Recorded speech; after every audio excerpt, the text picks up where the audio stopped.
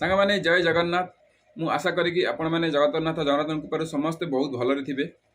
आज भिडियो आम देखा जे एसएसजी मेडिकल रे दांत परीक्षा किपरि होता है, आम जो दांतर समस्या रही है केते मात्रा रे आम फिट हो केते मात्रा रे आम अनफिट हो आम दांतर परीक्षा हुए टोटाल मार्क केते रही और सही मार्क मध्य आमर दांत खराब थिले भी आमर केते मार्क रहिले आम फिट हो आउ ये जो मार्कटा आम केमी काउंट निजे आम केमी काउंट कर आम दांत देखिए आम निजे केमी काउंट कर आहरी अनेक पॉइंट अच्छी चलते वीडियो देखा। वीडियो देखा पर जब वीडियो भल लगी है दयाकोरी वीडियो टी लाइक करेंगे सहित चैनल सब्सक्राइब करेंगे सांग सहित सेयार करेंगे। सांग मैंने आम जाना पूर्व आम गोटे जरूरी जिन जाना जरूरी अच्छे चलतु कौन से कौन ना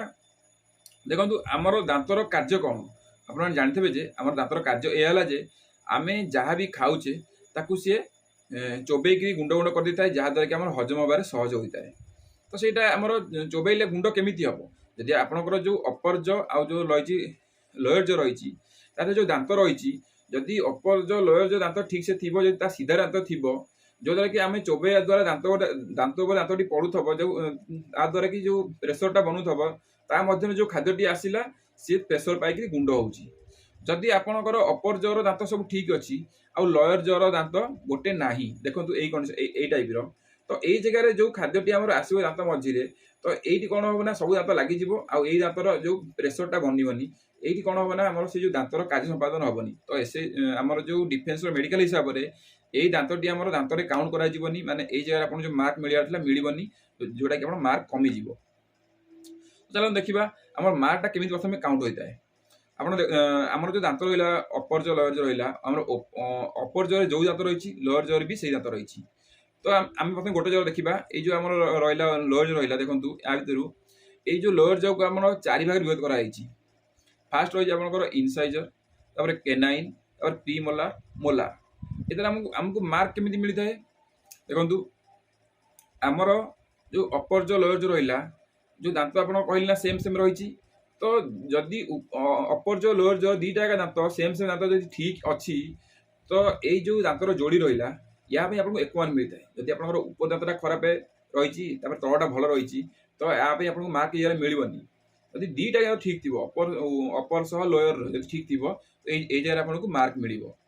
आपको मार्क केमी मिलता है देखो आप जो है जो इनसाइजर आपंकर मोलार दांत रहा जो छाड़देले सब दांत आपको 1 मार्क लगे मिलता है केवल मोलार को आप 2 मार्क लगे मिलता है। देखो आपंकर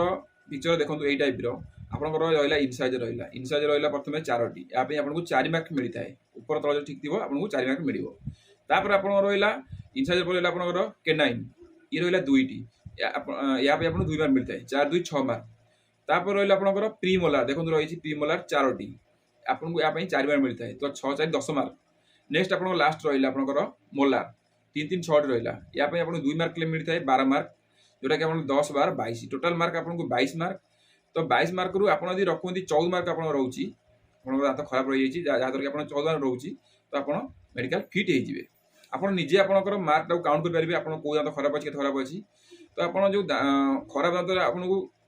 आम देखा जे आप केमी खराब थी आपको पॉइंट मिलूँ। तो प्रथम देखिए क्वेश्चन देखिए भाई आम दांतर कलर अच्छी हलदिया तो आमको से जगह फिट हे कि आम अनफिट हाँ तो जब भाई आप दांत कलर हलदिया अच्छी आप जाऊँगी आपको संभव हो आप दांत को सफा कर जातु आउपर आप जी रही जाऊँगी से कंडीशन आपको फिट कर दिज्व कारण दांतर कलर आपको किसी अनफिट हेनी कि आप माइनस मार्क मिले। नेक्स्ट गोटे क्वेश्चन था कि भाई आम दांतटी भांगी जाइए देखो आप जो दांतटी भांगी जाइए फ्रंट्रे तो जस्ट टिके नहीं हाफ रु टिके कम पर्यंत आपंकर एक्सेप्टेबल जदि हाफ टू आउ अधिक भांगी तो आप फिलिंग करेंगे फिलिंग करेंगे आपंकर दांतर जो कलर रही से कलर टाइप आप फिलिंग करेंगे। तापर नेक्स्ट आम देखा जे जार दांत पोक खाई जाइए तो जदि पोक खाई देखो यदि यही टाइप अल्प कंडीशन खाई तो ये चलो जदि अधिक खाई माने जोटा कि दांतटा भितर फंपा हो जाइए तो सही कंडीशन से कौन पॉइंट मिल आप फिलिंग कर सफा करके फिलिंग कर जो फिलिंग करेंगे जमी कहली सेमती से कलर रे फिलिंग करेंगे जोटा कि किसी फरक न लगे से कलर आप फिलिंग करेंगे कले आपको फुल मार्क मिल आप भी फिट हो देखिए आम डुप्लीकेट दांत देखो डुप्लिकेट दांत आमर कौ परिस्थिति भी सहीटा आमर एक्सेप्टेबल नुह माने कौन सहीटा ना आपण जमी मन माने आपणकर जो दांत धर ये जगह गोटे दांत आपंकर मझिरू ना ଆପଣ କଣ କରୁଛନ୍ତି ନା ଯୋଉ ଦୁଇ ସାଇଡ୍ ଦାନ୍ତ ସାହାଯ୍ୟରେ ଗୋଟେ ଦାନ୍ତ ଲଗେଇଛନ୍ତି ଯୋଉଟା କି ସେ ଦାନ୍ତଟା ଦୁଇ ସାଇଡ୍ ଦାନ୍ତ ସାହାଯ୍ୟରେ ଗୋଟେ ଦାନ୍ତ ଲଗେଇଛନ୍ତି ମାନେ ଯାହାର କି ରୁଟ୍ ଫୁଟ୍ କିଛି ଭିତରକୁ ଯାଇନାହିଁ କେବଳ ଉପରେ ହିଁ ଲାଗିଛି ତ ସେପରି ଦାନ୍ତ ଆପଣଙ୍କର ଆକ୍ସେପ୍ଟେବଲ ନୁହଁ। ଆମର ଆକ୍ସେପ୍ଟ କୋଉ ଦାନ୍ତ ଆପଣଙ୍କର ମାନେ ଯୋଉ ଦାନ୍ତଟା ଆମର ମାନେ ଇମ୍ପ୍ଲାଣ୍ଟ ହିଁ ଲାଗିଥାଏ ମାନେ ଯାହାର ରୁଟ୍ଟା ଭିତରକୁ ଯାଇଥାଏ ତ ସେଇ ଦାନ୍ତ ଆପଣଙ୍କର ଆକ୍ସେପ୍ଟେବଲ। ଆପଣ ଦାନ୍ତ ସେମିତି ଲଗେଇବେ କିନ୍ତୁ ପ୍ରାୟ ଦେଖିଛି ସାଙ୍ଗମାନେ ଦାନ୍ତ ଲଗେଇଥାନ୍ତି ସୁନା ଦାନ୍ତ ଲଗେଇଥାନ୍ତି ରୂପା ଦାନ୍ତ ଲଗେଇଥାନ୍ତି ତ ସେଇପରି କିଛି ଭୁଲ କରିବେ ନାହିଁ କାରଣ ସୁନା ରୂପା ଦାନ୍ତ ବି ଆକ୍ସେପ୍ଟେବଲ ନୁହଁ। କେବଳ ଆମର ଦାନ୍ତ କଲରର ଦାନ୍ତ ଯୋଉ ଦାନ୍ତ ଆପଣଙ୍କର ମିଳୁଛି ଇମ୍ପ୍ଲାଣ୍ଟ ବାଲା ଦାନ୍ତ ସେଇ ଦାନ୍ତ ଲଗେଇବେ। ଆପଣ ଯଦି ଆପଣ ଦାନ୍ତ ନାହିଁ ତ ଆପଣଙ୍କର ଦାନ୍ତ ଚଳିବ।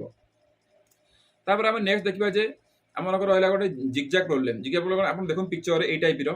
ମାନେ ଆମର ଯୋଉ ଦାନ୍ତ ଯୋଉ ଅପର ଯୋଉ ଲେୟର ଯୋଉ ରହିଛି ଯୋଉ ଲାଇନରେ ରହିଛି ଏଇଟା ହେଲା ଆମର ନର୍ମାଲ। ଜିଗଜାକ୍ଟା କ'ଣ ମାନେ ଲାଇନରୁ ଆଗ ପଛ ହେଇ ରହିବା। ତ ଆପଣଙ୍କର ଜିଗଜାକ୍ ଥିଲେ ଚଳିବ କିନ୍ତୁ ତାର କଣ୍ଡିସନ ଅଛି। କୋଉ କଣ୍ଡିସନ ଚଳିବ ମାନେ ଦେଖନ୍ତୁ ଆପଣଙ୍କର ଏଇଟା ରହିଲା ଅପର ଯୋର ଗୋଟେ ଦାନ୍ତ ଦେଖନ୍ତୁ ଲାଇନରୁ ବାହାରକୁ ଆସିଛି ତ ସେଇ ସିଧା ଯୋଉ ଆମର ଇନସାଇଜର ହଉ କି କେନାଇନ ହଉ କି ଯାହା ବି ହଉ ସେଇ ସିଧାର ଯୋଉ ଲୋୟର ଯୋଉ ଦାନ୍ତଟା ରହିଛି ଆପଣଙ୍କର ଯଦି ଅପର ଜର ବାହାରକୁ ଆଇଛି ଲୋୟର ଜର ବି ବାହାରକୁ ଆସିଥିବା ଦରକାର ଆଉ ଦିଟା ଦାନ୍ତ ସିଧା ରହିଥିବା ଦରକାର ମାନେ ଯାହାଦ୍ୱାରା ଆପଣ ଚୋବେଇବା ଦ୍ୱାରା ଦାନ୍ତ ଉପରେ ଦାନ୍ତ ଆସୁଥିବା ଦରକାର ଆଉ ଯୋଉ ଦାନ୍ତର କାର୍ଯ୍ୟ ସମ୍ପାଦନ ହଉଥିବା ଦରକାର। ଯଦି ଆପଣଙ୍କର ଅପର ଜଟା ଆଗକୁ ରହିଛି ଆଉ ଲୋୟର ଯୋଉ ଦାନ୍ତଟା